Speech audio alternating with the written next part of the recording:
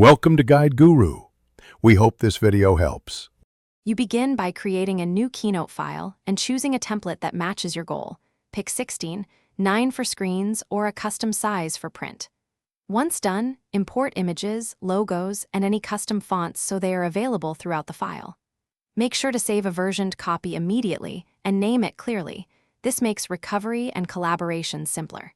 You'll work faster when assets are ready, because dragging content onto slides becomes a simple layout task rather than a search.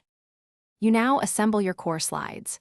Set up master layouts to keep headers, footers, and logos consistent. This avoids repetitive fixes later. Once done, apply alignment guides and a grid to maintain consistent spacing, and use text styles so headings and body copy remain uniform. Make sure to mask images and use smart builds for lists to control pacing. This reduces cognitive load for your audience and saves time when you edit content or rearrange sections. You finish by reviewing the presentation in present mode, checking transitions, timings, and embedded media playback.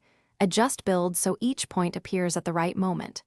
Once done, export to PDF for handouts or PPTX for sharing. Embed fonts when necessary to avoid layout shifts. If something breaks, restart Keynote and relink assets.